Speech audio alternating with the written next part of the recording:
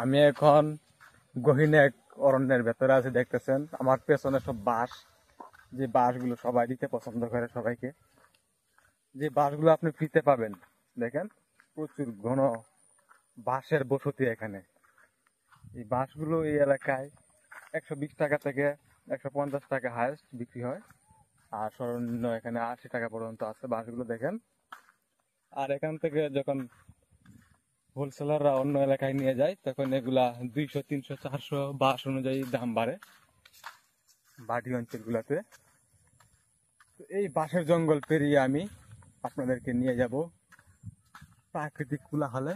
যে কোলাহলে দেখতে পাবেন অনেক রকমের লীলা খেলা, যে লীলা খেলা দেখলে আপনার শরীরের লোম একটাও দাঁড়াইবে না। হয়তো কারো দাঁড়াইতে পারে যারা একটু অ্যালার্জি ফিল করেন এসব খোলা ময়দান দেখলে।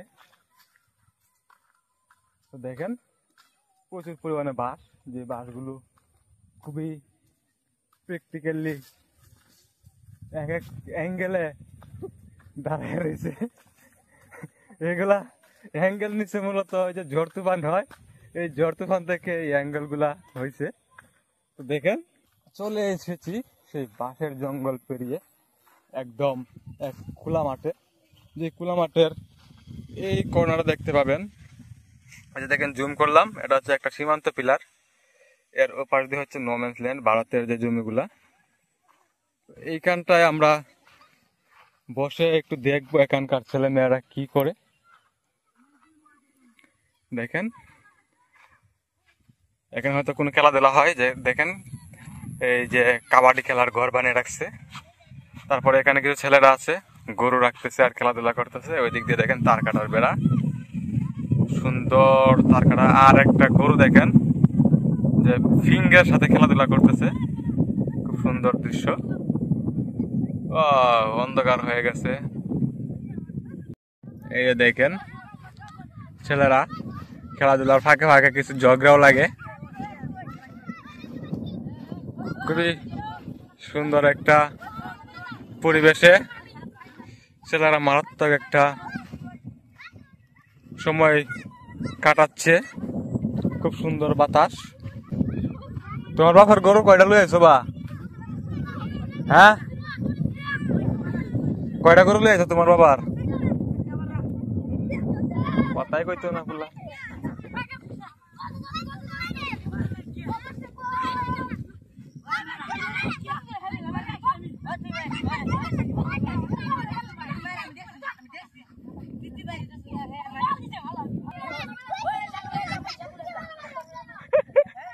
দেখেন ছেলেবেলা গুলা যে পুরানো গালি আছে, কেউ রেস্টেক দিয়েন না।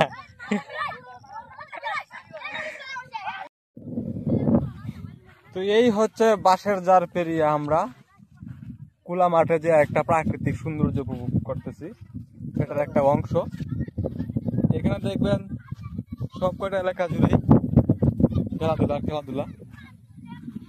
এখানে ছেলেরা যে পুরোনো গালি দেয়, সেই গালিগুলা খুবই ভয়ঙ্কর গালি।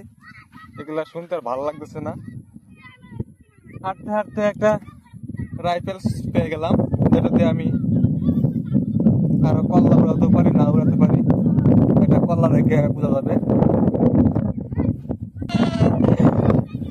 এই দেখেন সামনে তার কাটার বেড়া, এগুলো হচ্ছে তার কাটার বেড়া।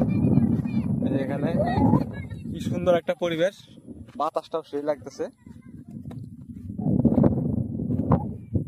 তাহলে সবাই ভালো থাকবেন, সুস্থ থাকবেন। বাঁশবাজারের জঙ্গল আর দেখতে চাইলে অবশ্যই কমেন্ট করে জানাবেন। আমি নিয়মিত আপনাদেরকে বাঁশবাজারের জঙ্গলের পাশাপাশি আরো ভয়ঙ্কর কিছু চিত্র দেখাতে প্রস্তুত থাকবো। আপনারা দেখতেছেন এই যে তারকাটার বেড়া, আর ওই দিক দিয়ে দেখেন খুব সুন্দর ফাঁকা জায়গা। এখানে একজন কি করতেছে সেটা আমি এখন দেখবো, তাই দেখার জন্য খুব দূর থেকে আসছি। এই যে একজন লোক কোমরটা কিছুটা বাঁকা করে কি কাটতেছে ইন্ডিয়ার তারকাটার বেড়ার কাছে। এই লোক কি করে এখানে, এটাই আমরা এখন দেখবো।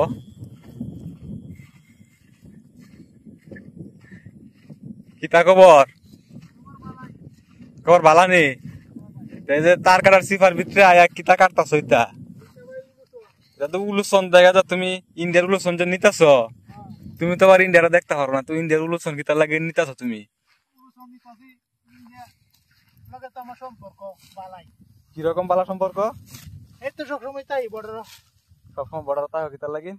গরু বছর লইয়া আমি তো তুমি গরু বাছুলে বর্ডার তাকো আবার ইন্ডিয়ার তা নিতাছ। গরু খাইতো তুমি বাংলাদেশি না? বাংলাদেশি। তুমি তার কাছে আয়োজন, তুমি এসব কাহিনী করো আবার কব ইন্ডিয়া তোমার বন্ধু।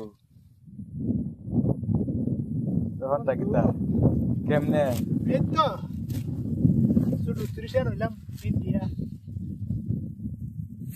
এইদিন কি করবা? এদিনে তোমার নানি দেন। আমার নানি কি জ্বালা দিব নাকি কোনো আনতে?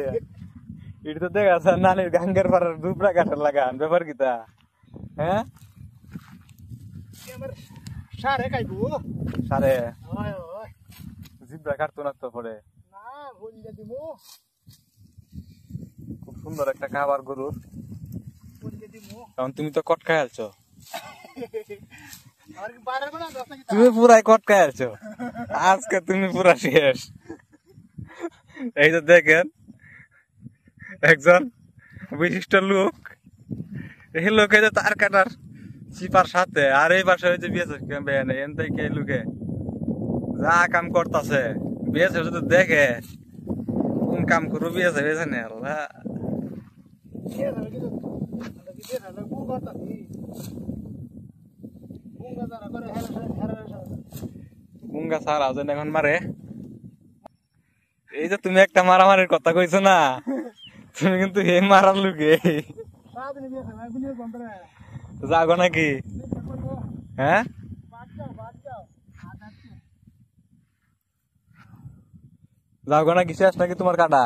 আরে ভাই আমার কাটা তো সারাদিন কাটা কি থাকবো মানুষ যেতে হয় আমরা তো হবে না।